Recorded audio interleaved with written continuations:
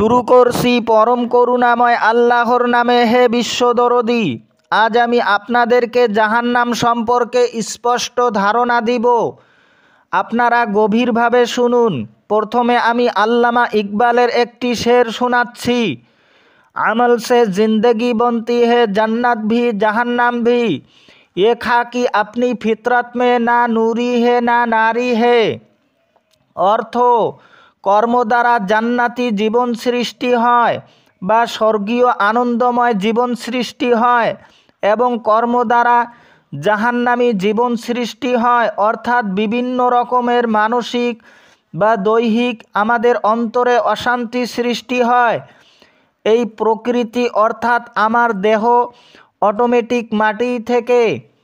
আমার এই দেহ বা প্রকৃতি এটা আসল নয়, আমার আত্মাই হলো আসল। এই আত্মা না নূর না আগুন, অতএব এই আত্মাই সুখ দুঃখের অধিকারী হয় আমার কর্মফলের দ্বারা। আমরা যেমন কর্ম করি ঠিক তেমনই ফল বেরিয়ে আসে এবং আমার জীবনটাকে হয়তো আনন্দময় উৎফুল্ল করে তোলে নতুবা অশান্তি করে তোলে। এটাই তিনি আমাদেরকে বুঝাচ্ছেন। এবার শুনুন, মহান আল্লাহ সূরা তওবার ৪৯ নম্বর আয়াতে বললেন, ওয়া ইন্না জাহান্নামা লামুহীতাতুম বিল কাফিরিন।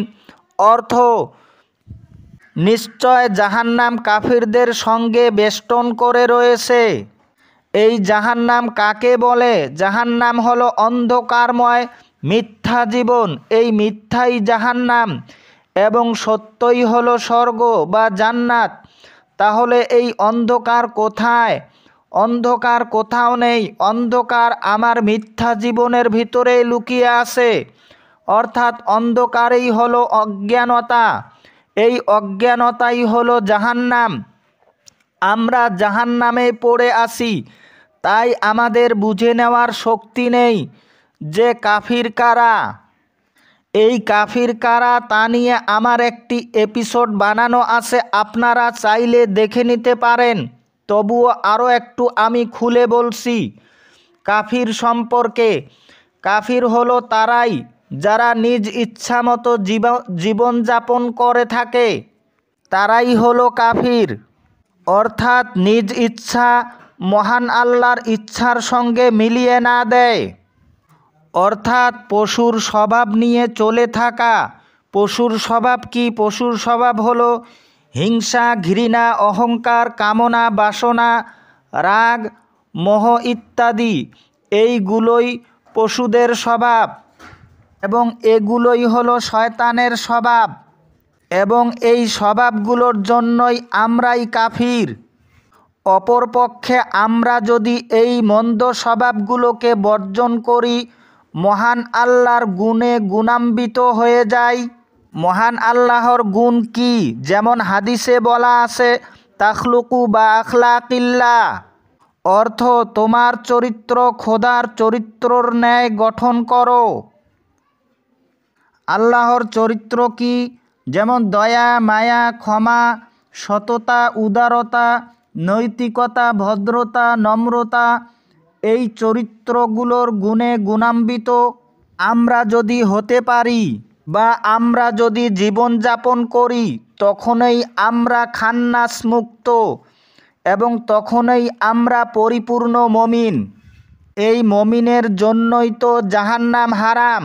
যতক্ষণ পর্যন্ত আমরা এই গুণগুলো অর্জন না করব, ততক্ষণ পর্যন্ত আমরাই কাফির।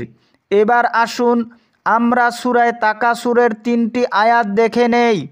মহান আল্লাহ বলেন, কাল্লা লাউ তা'লামুনা ইলমাল ইয়াকিন লাতারাবুন্নাল জাহিম সুম্মা লাতারাবুন্নাহা আইনাল ইয়াকিন।